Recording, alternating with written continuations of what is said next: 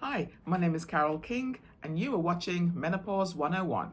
Over here, we get down to the nitty gritty around menopause and discuss all of the topics that no one else wants to talk about. So, if that sounds like something you'd be interested in, be sure to hit the subscribe button, it's right there, and give me one of these because it helps to push my videos out to more awesome people like yourself so that together we can grow a vibrant community right here on YouTube. One of the biggest challenges that I see in the menopause space is the amount of misinformation that's floating around. Now, I know when we say misinformation, that tends to bring up a lot of negative connotations. Now, I'm not talking about people going out there and purposely spreading the wrong information about menopause. I'm really talking about a general confusion that there is. Because this conversation hasn't been going on for very long, some of the information that gets shared is not completely accurate. So today I want to talk about 10 of the most common myths that I see in the menopause space and hopefully clear them up so you know that when you come to this channel, you will always get accurate information. Myth number 1, menopause happens suddenly. I can totally understand why many women believe that menopause is a sudden event, because oftentimes a lot of the symptoms come crashing in on us all at once and it can be quite overwhelming. But we know from science that menopause, the average age for menopause is 51 years old. But perimenopause can begin anything up to 15 years before that. So menopause is actually a very gradual process. But here's the problem, and I use myself as a perfect example. For the last 4 years, I was walking around saying that I had been in perimenopause for 10 years. But after a recent visit to my doctor's office and going back through my entire medical history, I found out that I was actually in perimenopause for 17 years. And the reason I didn't know is because the symptoms were very sporadic. When I was in my late 30s, it was one thing here, one thing there, and I was treated by my doctor for every sort of individual illness, not putting the pieces together and understanding that it was in perimenopause. But it wasn't until 2013, about 7 years later, that a huge amount of symptoms came crashing in on me all in one go. And that is when I used to count my perimenopause beginning. But in actual fact, it was gradually coming on for 7 years prior to that. Myth number 2, menopause means your sex life is over. Low libido is very common during the menopausal transition. I myself struggled with it for many years. But what I've come to find is that there are a lot of things that actually contribute to you not really wanting to have a sex life anymore. Are you struggling with vaginal dryness? Are you struggling with pain during sex? Are you struggling with extreme fatigue? Are you struggling with weight gain and not being happy about your body anymore? These are a lot of things that can make you just not even want to consider having sex. I know when I was struggling with stomach issues, bloating, nausea, I absolutely would not even consider sex at that time. So I would suggest that you have a look at your symptoms. Look and see if there's anything that's contributing to you not wanting to have sex, and see your menopause specialist to help you to manage those symptoms. But do not think that as you hit menopause, that automatically means that it's the end of your juicy sex life. That is not the case. Myth number 3, weight gain is inevitable. Although weight gain is another one of those common symptoms of menopause, it is not inevitable. One of the things that you have to keep in mind is that menopause is a very individual journey. We each do this transition differently. Again, I use myself as a perfect example. I did not experience my first hot flash until 2021. I had been in perimenopause for 16 years before I ever had a hot flash. So there really is no set way of doing menopause. So don't think that because you hit menopause, you're going to experience certain symptoms. Some women will gain weight, yes, but it's not inevitable. And speaking of hot flashes, myth number 4, menopause is just hot flashes and mood swings.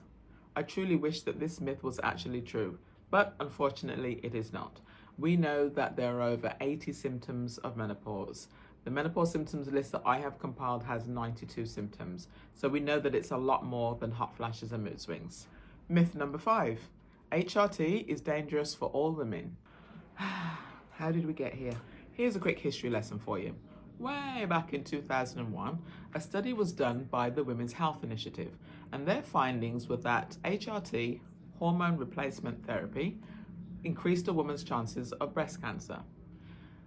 After this study came out, HRT was wiped from the face of the earth almost. It was considered unsafe and it was no longer prescribed to women. Roll on 2 years, and the Women's Health Initiative study was debunked as being inaccurate. Who debunked it, you ask? The Women's Health Initiative. They came back and they said, actually, we didn't actually get that quite right. It doesn't actually cause breast cancer. My bad. Unfortunately, the damage had already been done, and HRT was no longer being prescribed to women. Roll on to 2025, and we now know that HRT does not increase a woman's chances of breast cancer. It doesn't cause cancer. HRT is not even made in the same way as it was back then. So what I would suggest that you do, if you're interested in taking hormone replacement therapy, do not make your decision based in fear. Get all of the information that you need. Get the science and the evidence to prove that it is safe. I would suggest that you follow Dr. Mary Claire Haver and follow her work. She's one of the most authoritative voices in the menopause space, so that you can get the information that you need to make your decision based on facts and not fear. Myth number 6, you don't need to take contraception during perimenopause. If you would like to be pregnant during perimenopause, then that statement is actually true. But if you do not want to be pregnant during perimenopause, well, then you do need to continue to take your contraception. Remember this video where we talked about the definition of perimenopause, experiencing the symptoms of menopause but still having a monthly period? Even if your period is fluctuating, you can still fall pregnant. So if you don't want that, then you need to continue to take your contraception during perimenopause. Myth number 7. Menopause marks the end of youth. This is one of those myths that I really dislike. In society, women are, for some reason, expected to do everything in our power to retain our youth for as long as humanly possible. But the same expectation is not given to men. Men are allowed to become distinguished in their old age, but we're supposed to remain youthful. Well, to that I say, the only thing that menopause brings to an end is your ability to conceive. It doesn't end your vitality, it doesn't end your beauty, it doesn't end your sensuality, your intelligence. It ends nothing else about you unless you allow it to. Menopause is the time where you get to choose how to spend the second half of your life. And if you're anything like me, you want to spend it with good health and joyfulness. Myth number 8, menopause is a mental illness. Up until around the mid-1900s, menopause was considered a mental illness. It was perfectly legal for a husband to institutionalize his wife for displaying symptoms of menopause, which is no wonder we actually swept it under the carpet and totally stopped talking about it, because who wants to be institutionalized? Thankfully, medicine has come a long way since then, and we now understand that menopause is a natural process in the biological life of a woman. It is not something to hide, it is not something to be embarrassed about, it is not something to be ashamed about, and it certainly isn't a mental illness. Myth number 9, once you hit postmenopause, your symptoms will end. I would say that postmenopause is the most misunderstood stage of the menopausal transition.